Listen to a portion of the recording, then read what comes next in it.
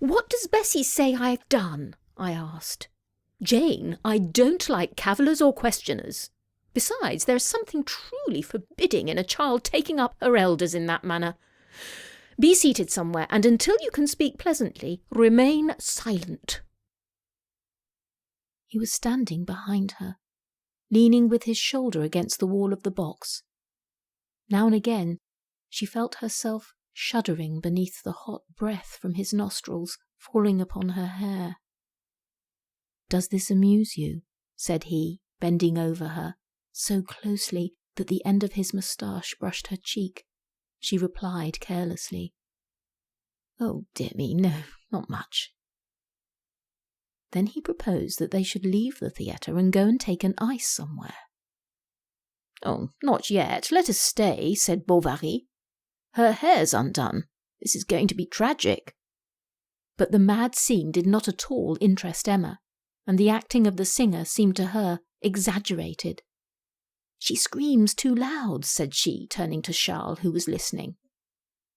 "Yes, a little," he replied, undecided between the frankness of his pleasure and his respect for his wife's opinion.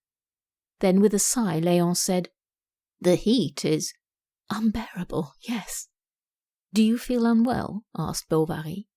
"Yes, I am stifling. Let us go." Right in the middle there lay the body of a man, sorely contorted and still twitching.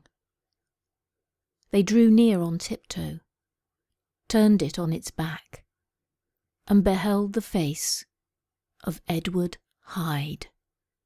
He was dressed in clothes far too large for him, clothes of the doctor's bigness.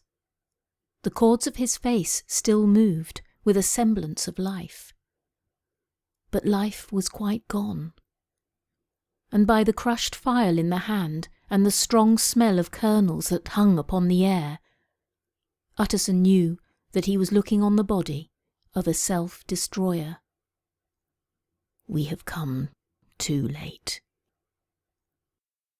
The nursery, as it was called, though I had it all to myself, was a large room in the upper story of the castle with a steep oak roof.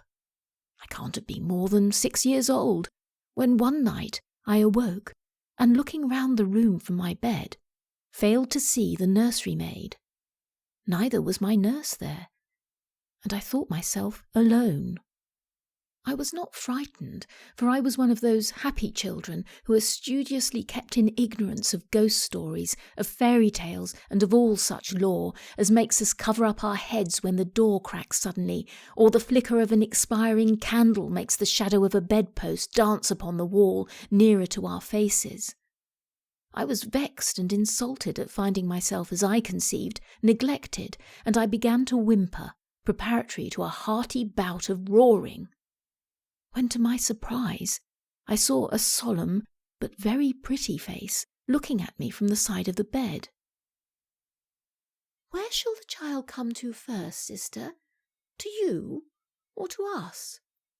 Sir Thomas heard with some surprise that it would be totally out of Mrs. Norris's power to take any share in the personal charge of her. He had been considering her as a particularly welcome addition at the parsonage, as a desirable companion to an aunt who had no children of her own. But he found himself wholly mistaken.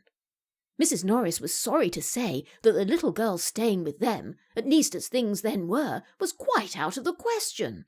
Poor Mr. Norris's indifferent state of health made it an impossibility. He could no more bear the noise of a child than he could fly. If, indeed, he should ever get well of his gouty complaints, it would be a different matter. She should then be glad to take her turn, and think nothing of the inconvenience. But just now, poor Mr. Norris took up every moment of her time, and the very mention of such a thing she was sure would distract him.